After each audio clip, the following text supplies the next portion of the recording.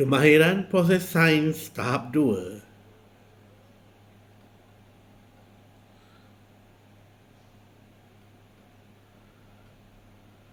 Okey, murid-murid, kita berjumpa lagi pada kali ini dengan kemahiran proses sains yang kedua.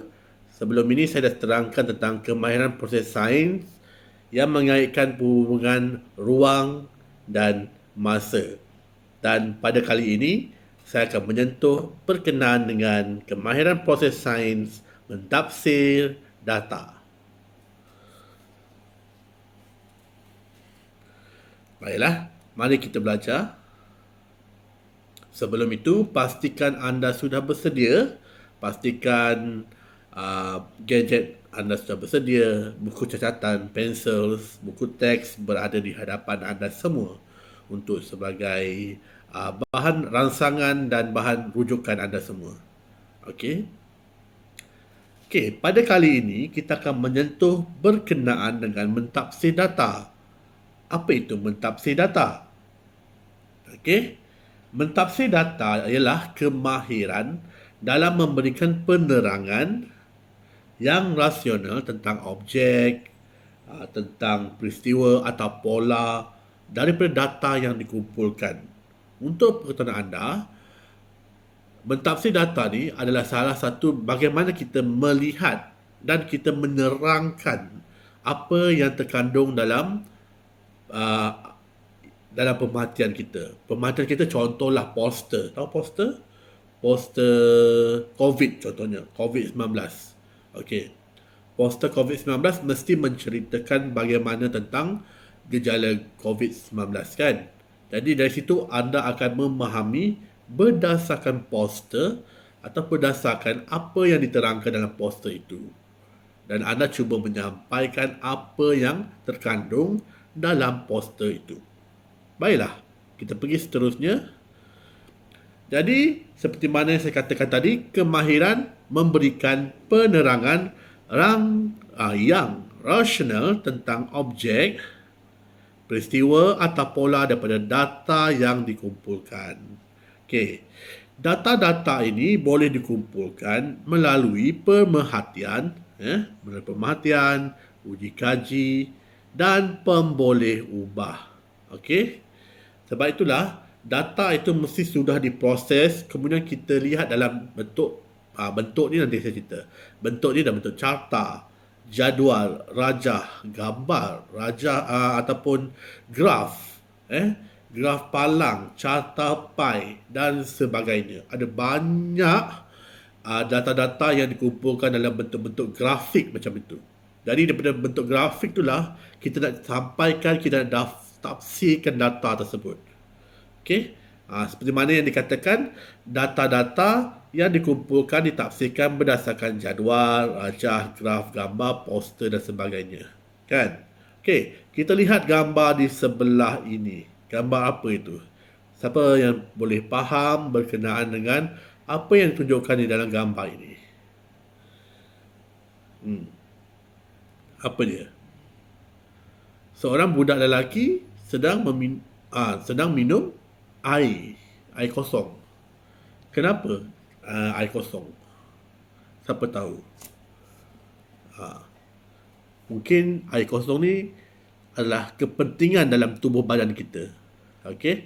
Kalau kita lihat, kita baca dulu, melindungi organ, membawa nutrien, membantu sistem tubuh badan kita, ataupun menukarkan makanan kepada tenaga, meningkatkan apa lagi? Meningkatkan kesegaran badan, mengelakkan kulit yang cepat menjadi kering. Bermaksud secara sekaligus kita akan berfikir bahawa ini adalah kepentingan kita minum air. Selalunya kita minum air berapa gelas satu hari? Untuk pengetahuan anda, sehari seorang manusia kena minum air sebanyak 8 gelas sehari.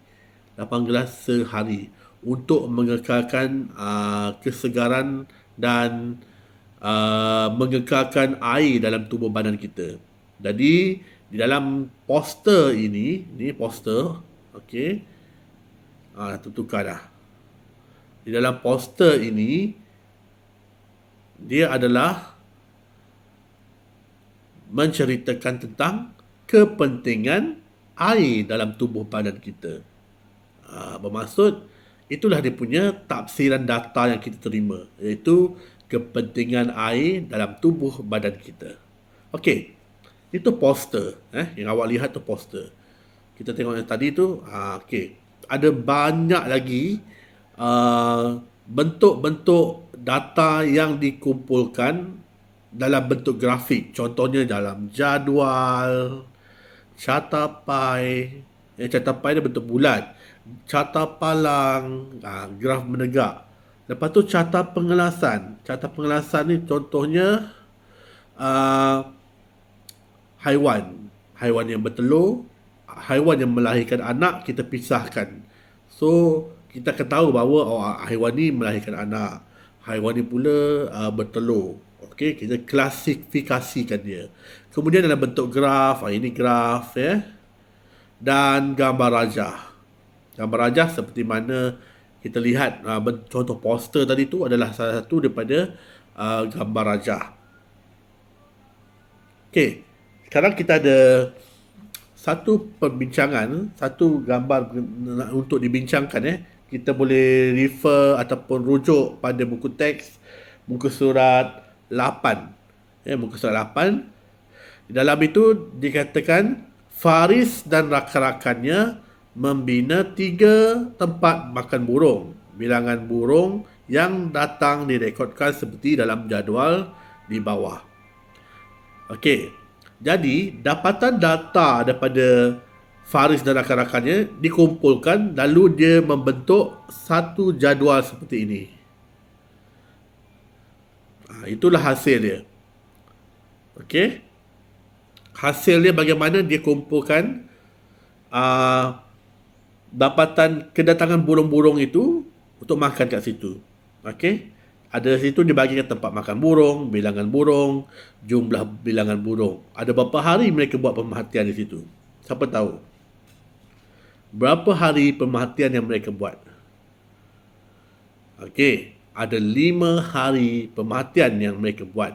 Hari pertama hingga hari kelima. Jadi bermakna mereka bukan buat dalam satu hari saja pemerhatian. Bila kalau buat satu hari saja, pemerhatian tu tak jitu dan tidak relevan. Mungkin hari esoknya mungkin lebih banyak burung datang. Tapi mereka mengambil masa untuk 5 hari saja mengumpul data berapa bilangan burung yang datang untuk makan tempat itu. Okey. Kemudian mereka dah pindahkan semua data dalam bentuk jadual. Okey. Mereka kemudiannya memberikan penerangan kepada rakan-rakan yang lain tentang data yang diperolehinya. Maksudnya, mereka memberi penerangan tu kira mentafsir data. Mentafsir data berdasarkan dapatan hasil kajian bilangan burung yang datang ke situ. Okey, kalau lihat tempat makan A paling banyak didatangi burung, tempat makan A. Okey, sebab apa? Nampak situ bilangan tempat makan A. Ada 33 ekor burung. Manakala tempat makan B pula didatangi burung paling sedikit. Nampak tak siapa paling sedikit tu? Tempat makan B.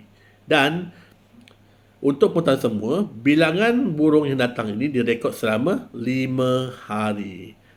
Okey, bermakna dalam 5 hari tu mereka buat kajian mereka berkenaan bilangan burung yang datang ke situ. Okey. Dan diorang dah dapat mentafsir data berdasarkan apa yang mereka buat.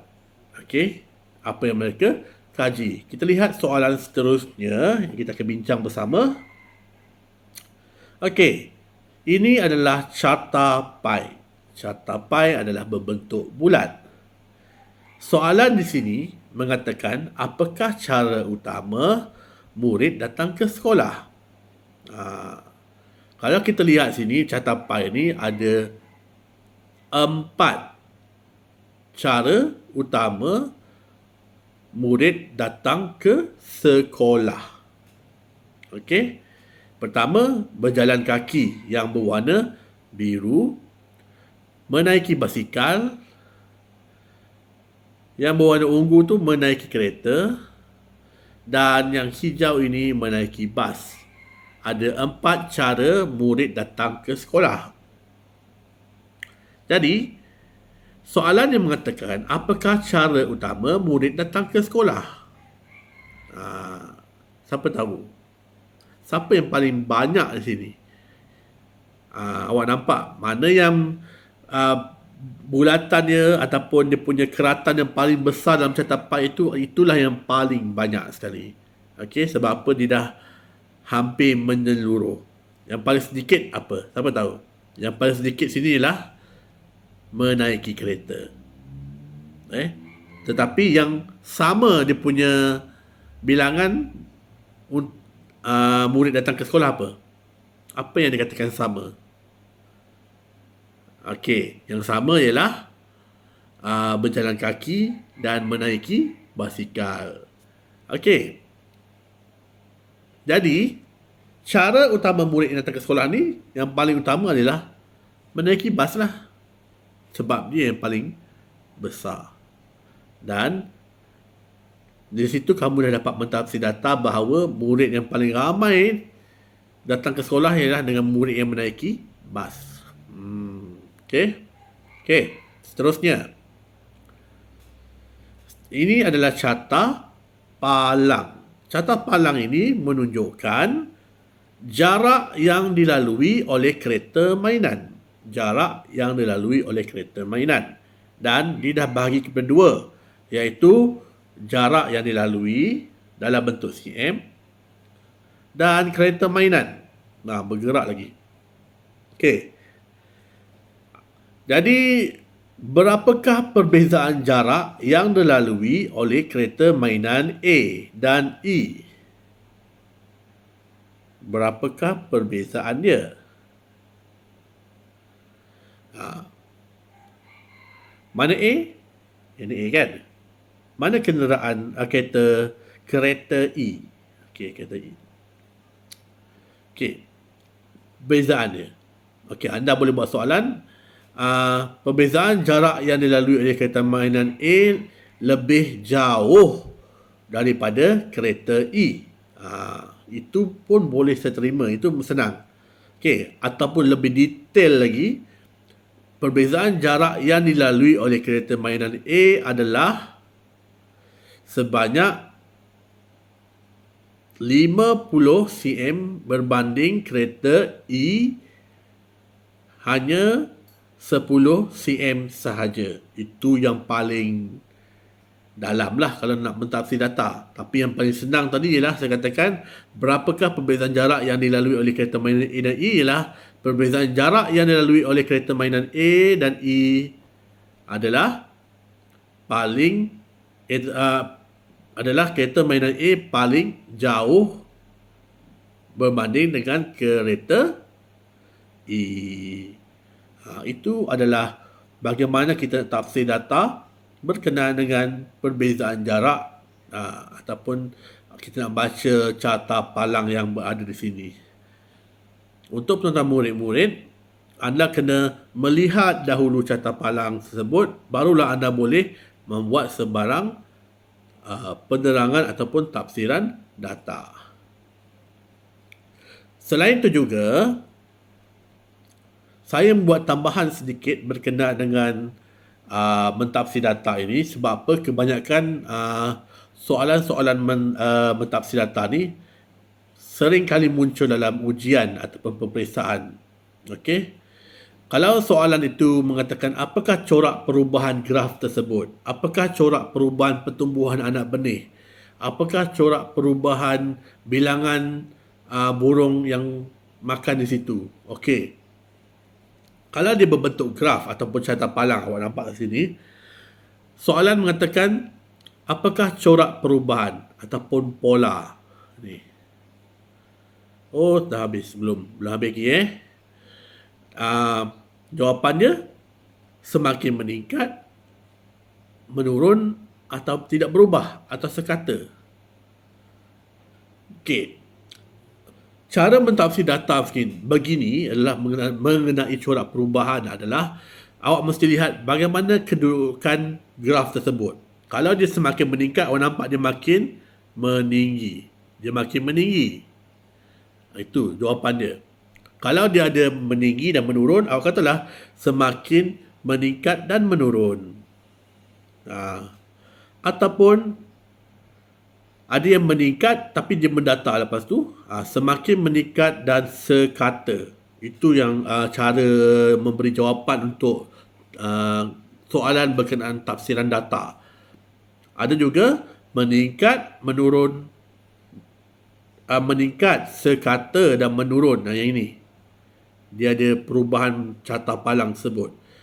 Okey, saya bagi contoh ini adalah sebab apa? Dia adalah salah satu daripada soalan-soalan yang banyak akan keluar dalam ujian atau peperiksaan. Sebab ada benda ni salah satu benda wajib diketahui. Kalau tak tahu jawab, susahlah. So, saya kena ajar awal tentang corak perubahan graf dan carta palang ni. Sebab apa? Dia adalah salah satu daripada kemahiran mentafsir data. Okey. Nampaknya setakat itu sahaja untuk kemahiran proses sains yang kedua saya. Dan saya ucapkan terima kasih. Jangan lupa siapkan latihan anda. Dan salam jumpa lagi di video akan datang. Terima kasih. Assalamualaikum.